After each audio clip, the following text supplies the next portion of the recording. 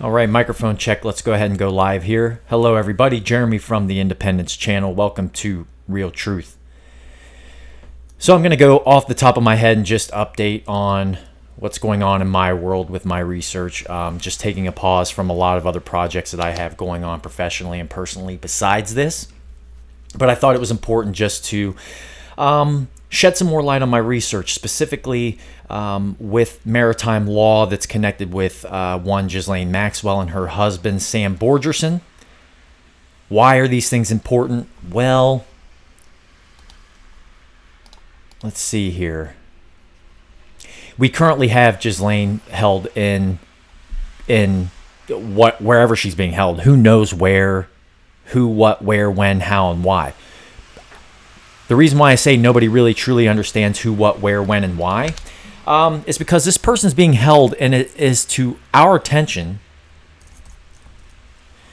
that these people are in custody, right? And that they are under common law. So now that she's in the hands of authorities, the proper measures will be taken to ensure not only her safety, but number two, the integrity of the investigation and ensuring that the world, and specifically Americans in this case, are informed. We are under the impression that everybody's under common law, and that's not the case. And so what I wanted to do was a lot of research on what was the Suez Canal blockage, okay? And you start to understand that there are a lot of these players involved, including Scott Borgerson, who has associations with that market. With the maritime traveling and exporting and importing, the logistics, the techniques, the policies, the international policy making that occurs in the Council on Foreign Relations, for example, this book that Mr. Borgerson wrote about, as I was mentioning before, the Council on Foreign Relations. Scott Borgerson writes in 2009 about the national interest and the law of the sea, specifically as we come down here and we point out what the names of these organizations are, specifically the United Nations Convention of the Law of the Sea, which the United States of America and the previous presidents were refusing to sign for many reasons. And as you go down and read this book that Mr. Borgerson wrote for the Council on Foreign Relations, which, by the way, Joe Biden and a lot of our other politicians and establishment bureaucrats and oligarchs They convene and confide in this council, this big think tank, and these people have a lot of resources, okay? And so what they try to do is essentially get the United States government to conform to an international maritime law that would, in many ways, destroy the sovereignty of our own country. We would be forced, for example, under 6 of the articles that we would have to abide by, dating all the way back to the 50s, 60s, 70s, 80s, 90s, 2000s, 2010s, under Obama, the Bushes, the Clintons before that in 94 when Clinton pushed it to the Senate, pushed this notion that we should start complying with this national interest in the law of the sea, okay? Opening the door for other countries to have access to our maritime technology. Why is this important? Because if you remember, Mr. Trump, over the last 4 years, has been pushing a narrative that China has been stealing our intellectual property. And I started wondering to myself as I'm reading this book, okay, well, if one of the concerns with Reagan and Bush and some of these other presidents who hesitated to actually start to agree to these terms, basically, I want to know what technology falls under maritime technology, because if Trump is saying that China's been stealing our intellectual property, is he using the fact that we joined this convention, that was part of the deal, and that they subverted the consciousness of Americans to use it in media and as a political tool to accuse another country of stealing intellectual property, even though it appears as though this has been in the agreement for many decades, and they've been slowly working this and massaging our politicians. And you can go into the brief history, as you see here on the screen, a brief history of the law of the sea from Hugo Gregorius to today. So it's going to go into the background, and then down below it'll continue. This gives a kind of a diagram of the continental shelf, the contiguous zone, the territorial sea, and how they wanted to expand it, which would be a part of the deal. And then they mentioned the brief history of the law of the sea in the Senate. Okay, so it goes to 1994. President Bill Clinton signed the agreement on the implementation of Part 11. Okay, now if we continue down here, we'll see that many believed that this would remove our own sovereignty. It would not benefit us because a lot of other countries are now going to have access to what was our sovereignty, okay? This would, and you can read it. I don't want to get into all the details, but this would limit our capacity for our Navy to respond within 24 hours to any kind of specially operational command type thing like MUSOC, Marine Expeditionary Unit Special Operations Capable, okay? We can be anywhere within 24 hours to restabilize, destabilize regions, or provide humanitarian mission or support, whatever the case, okay? That hinders that greatly. That is a responsibility that we as Americans are prideful of. We take great pride in that, even though it turns out that we're not actually doing it for the benefit of people. It's actually to kind of exploit turmoil, chaos, disorder, war, hate. All of these things are exploited through weapons, drugs, trafficking of all sorts, you name it. All right, so anyway, my connection is that as you get to read into this 70-page book, I think about 36 pages are actually substantial, you're going to find the connection of our, I believe, our intellectual property and how we agreed, our politicians agreed to this globalist policy, and that undermines our sovereignty. It undermines the Constitution of the United States of America, which, hey, man, if that's how you want to roll, that's fine. Just don't be surprised when other countries have more of a say on your elections than you yourself do. All right, this is important that we understand this. And so that's my big discovery, is that I believe that over the course of decades, people of special interest, like Ghislaine's father, who was a convicted pedophile, that's a fact, who was also involved in the shipping industry, that's a fact, who also was disappeared at sea, which I find ironic. That's what these people do. They live by the sword, they die by the sword. Anyway, these people embed themselves with our politicians over the last however many decades, 20, 30, 40, 50, 60 years. And this is the way in which they control our politicians into massaging our politicians into eventually bending to these globalist policies. Now, I am a firm believer that we cannot do unilateral things as Americans in this world. I've never agreed with that. We are a global community, and we have to respect our neighbors, okay? And we're not doing that. We are under the impression that we do, and we don't, unfortunately. So, with that being said, I do believe that we are a global community, and if we choose to continue to have our constitutional values or our rights and to have our sovereignty, we have to be aware of what's going on here. I believe they were massaging our politicians over the last 40 and 50 years, and they were using a lot of different methods, okay? Mind control methods, blackmail methods. These are all out in the open. It's not like I'm speculating here, all right? This stuff is out in the open. It's beyond contestation. The only people who contest this are people who contest their own existence. All right, so I want to read here because there was just a staggering thing that I read. The oceans have always, and it kind of like it kind of shed light on this intellectual property. What would we have to give up? What kind of technology do we have to give up to, and what countries are we giving this technology to? All right, because if that's the case, and we have the largest Navy, the most sophisticated Navy in the world, we are using technology from a wide range of markets, okay? From radar to sonar to solar energy to diesel fuel technology and nuclear power, you name it. So what intellectual, and corporations, by the way, are private companies that actually build these products. So what intellectual property are we talking about that these other countries now have access to? And why is Trump using that if Trump was such an anti-establishment guy? Why did he have former director of the CIA as Secretary of State? Okay. Why did Jeff Sessions prosecute the Aubrey guy, the FBI agent? If we go ahead and let's type in FBI whistleblower Terry Terry Albury. Okay, he was charged under the Obama administration even after he was exposing systemic racism in the FBI. Okay, he was charged, and the whistleblower was arrested and put in prison. He was charged under the Obama administration, whoever the attorney general was at the time. I don't know if it was Loretta Lynch. Don't quote me on that.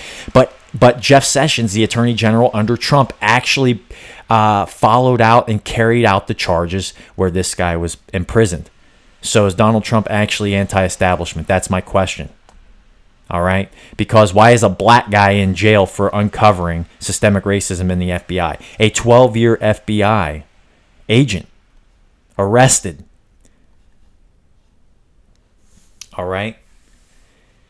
This is insane, and people don't understand it. And so maybe Donald Trump doesn't know about it. But if that's the case, then why is Donald Trump, without understanding who the true political prisoners are, which he did, obviously, Governor Blagojevich or whatever the guy's name was from Illinois, Obama arrested to cover up his own malfeasance, and he gag ordered the guy. So the guy wasn't able to talk about it, probably still isn't able to give details because he'd be arrested for divulging classified information.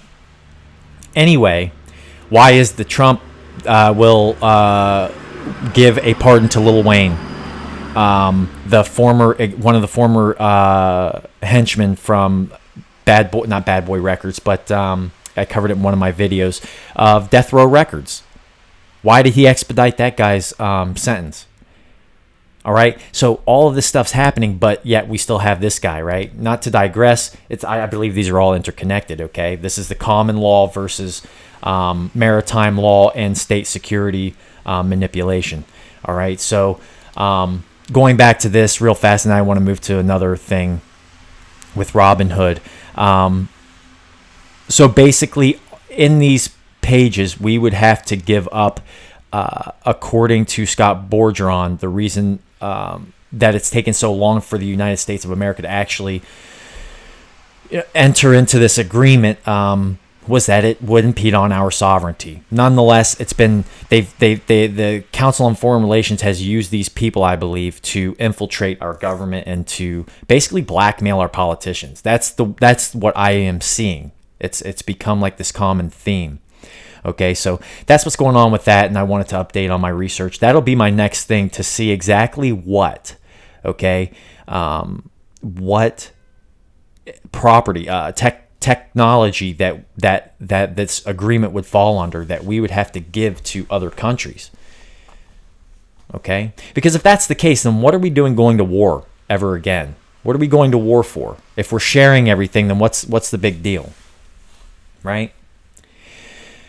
So with that being said, let's move forward. Robinhood. I am a retail trader. I've been trading for about 3 years, and I've found a lot of success in it. I've found a lot of failures as well. As a new investor, I lost a lot of money initially because I found myself executing too many trades. Panicking when I lost a little bit, but let's stop the bleeding before I lose any more. I didn't enter at the right amount, and now I'm down 8% in a day and a half on my investment, and I don't know where it's going from here. Why? Because I'm ignorant and I don't know what's going on. Where am I getting at with this? We have a lot of ignorant, emotionally dependent people in this country. Most people are triggered by the easiest things now. We're living by our identities. We're living by the thread of our texture of our hair, if you will. And the slightest movement leads you into a fucking emotional free fall where we can't rationally come to a consensus within ourselves to make a decision that keeps us in the light as opposed to being in darkness. And so where am I going with this? They've introduced retail trading to a bunch of emotionally unstable people. And the platform that Robinhood uses And do I want to use, I'm going to use the Boston Globe. The Boston Globe is compromised 100%. And how do I know this? They make you sign up. Or are they going to make you sign up? No, they're not going to make me, thank goodness. The New York Times does. They all make you pay for the full article. As a matter of fact, this one won't. Okay, so basically what it's getting at is that regulators seek to revoke Robinhood's Massachusetts license. From what I understood, their Robinhood's practices basically coax people through a gaming process. Like, for example, if you were to transfer money from a bank account to your Robinhood account for immediate use in the stock market, you would essentially get this confetti that falls from your screen, okay? And it incentivizes you, so says these regulators. It emotionally manipulates people into investing.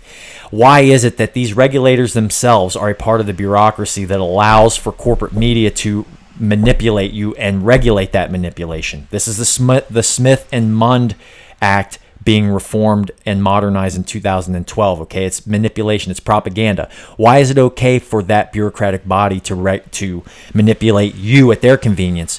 But and that's your responsibility. But your responsibility as an independent investor to have access and potential success in the markets that they've created for themselves being the elites, to benefit. Okay. Why is it that they want to remove your responsibility to potentially make money as well? Okay, this is a huge problem I have. This is the lack of independence that the states like Massachusetts want to have. They want to completely regulate what you do. This is why states like Massachusetts still have let's not even say racial issues. Let's just say inequity issues where people unconsciously treat other people that they supposedly vote to help by establishing this regulatory body. They are still facing more inequity in these environments, let's say Boston, for example, than they ever have. Why is that? You're in a liberal city. You're in a liberal state. Why are we still experiencing this stuff in this state? Why are they jacking up prices in East Boston for immigrants and not talking about it on the media? You want to know what fear does to people, what anxiety does to people? It makes you sick. And that's what we're seeing now, right? So anyway, regulators seek to revoke Robinhood's Massachusetts license. This is a power move by the United States government. This is what the regulatory bodies are going to do. This is how they gain a foothold. All right? And they are going to do it. And it's going to cost the taxpayer money. It's going to cost you money in the long run. Now, if you're an emotional trader, what business do you have investing in Robinhood anyway? All right, without understanding it. We don't even know the people we're truly voting for, right? So this is the conundrum we're in. We have a lot of uneducated, very ignorant, and emotionally stimulated and controlled people that are going to have access to such platforms. They want to regulate the hell out of this, and they're going to, and it's going to cost the taxpayer dollar a lot of money, okay? And, people may hear me say that and say, yeah, that's what he says. And he's not basing it on any kind of proof or whatever the case. I certainly can off the top of my head if you want to start with the financialization of our regulatory processes and our legislative bodies, okay? We have a huge government that comes at the cost of the program itself, plus interest, plus the bureaucracy to regulate and maintain that. You understand? And so what happens over time is people become accustomed to having their pensions and their nice jobs, and they don't want to give it up, and so they allow the government to continuously take and use the security measures brought forth by the post 9/11 world that we live in. Remember? Never forget, things will never be the same. Yeah, you're right. I woke up. I'm independent now, and I refuse to take guff from these regulatory bodies any longer. This is how they infiltrate who we are, everything about us. We learn lessons from losing. I'm not saying to go out there and lose in the stock market. I'm not saying to go invest in the stock market.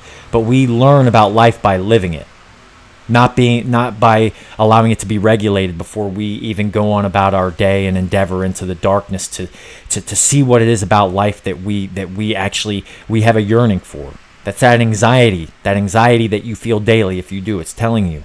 Something your intuition's telling you. Start living your life because you're not living it the way.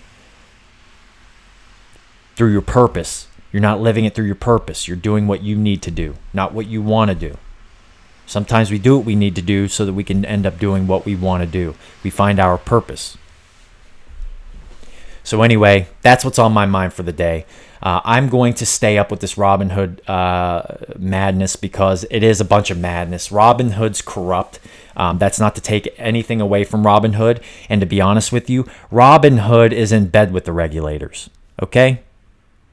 That's what I propose. Now, Andy Rosen's probably very naive or compromised. It's one of the two. Anybody who writes for the Boston Globe is either compromised or they're brainwashed and naive. They're not going to allow anybody in the center or the right to have say, I'm willing to bet. All right, so that's it for the day. Jeremy from Independence Channel. Real truth. That's what's up. Everybody have a fantastic day. Have a fantastic weekend. And God bless.